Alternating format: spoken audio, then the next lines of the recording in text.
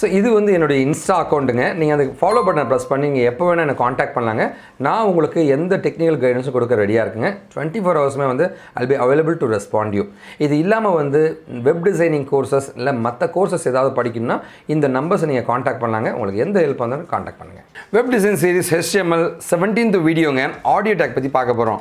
அதாவது லைக் HTML5க்கு 2015க்கு முன்னாடிலாம் பார்த்தீங்கன்னா இந்த ஆடியோவை வந்து ஒரு ஆடியோவை வந்து நம்ம எம்பெட் பண்ணுறது ரொம்ப ரொம்ப கஷ்டங்க. எக்ஸ்டர்னலாக ப்ளகின்ஸ்லாம் யூஸ் பண்ணி ரொம்ப கஷ்டப்படுவோங்க.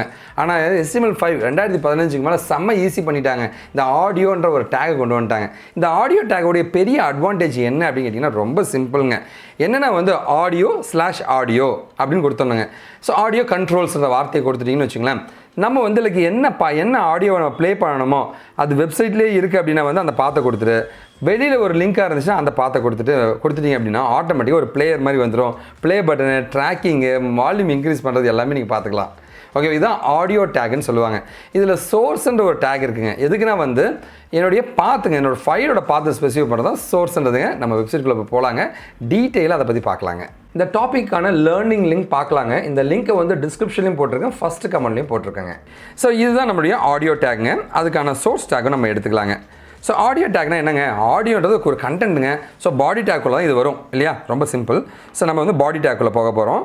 ஸோ நம்மளோட பாடி டேக்கில் ஹெட்டு கொடுத்து முடிச்சாச்சா, அடுத்த பாடி டேக்குள்ளே போகிறோங்க. பாடி டேக்கில் பார்த்தீங்கன்னா ஆடியோ கண்ட்ரோல்ஸ்னு கொடுத்தாச்சுங்க.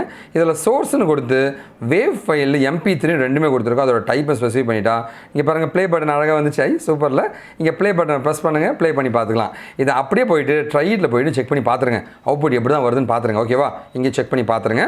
பார்த்துட்டு இந்த இடத்துல அப்படியே பார்த்தீங்கன்னா சார் எதுக்காக சார் இந்த வேவ் ஃபைல் MP3 ரெண்டுமே கொடுக்குறீங்க? இந்த ப்ரௌசரில் வேவ் ஃபைல் ஒர்க் ஆகலாம், MP3 எது வேணுமோ ஆல்டர்னேட்டிவ் அதுவே முடிவு பண்ணி ரன் பண்ணிக்கும். ஸோ ரெண்டு ஃபைலுமே நீங்கள் ஸ்பெசிஃபை பண்ணுறது ரொம்ப ரொம்ப நல்லதுங்க. எந்த ப்ரௌசர் இதெல்லாம் சப்போர்ட் பண்ணுற டீட்டெயில்ஸ் நான் இங்கே கொடுத்துருக்கேங்க, பார்த்துக்குங்க. இது இல்லாமல் அதுக்கான நிறைய ஆப்ஷன்ஸுமே இங்கே கொடுத்துருக்கேன், போய் செக் பண்ணுங்கள், படித்து லேர்ன் பண்ணிக்கங்க. ஓகேவா? நான் சொன்ன மாதிரி வந்து சோர்ஸ் டேக்ன்றது வந்து அந்த பாத்தை ஸ்பெசிஃபை பண்ணுறது தான் சோர்ஸ் டேக்னு சொல்லுவாங்க. சோர்ஸு SRC = அப்படின்ற மாதிரி நம்ம ஸ்பெசிஃபை பண்ணணும். அது என்ன சார் சோர்ஸ் அப்படின்னு கேட்குறீங்கன்னா ரொம்ப சிம்பிளுங்க.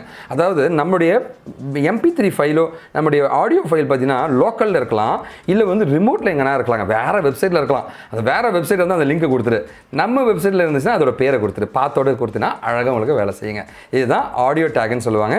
இந்த சோர்ஸுடைய சில ப்ராப்பர்ட்டிஸ், அதுக்கான ப்ரௌசரிங் சப்போர்ட் எல்லாமே என்னோடய வெப்சைட்டில் கொடுத்துருக்கேன், போய் பாருங்கள், கற்றுக்குங்க.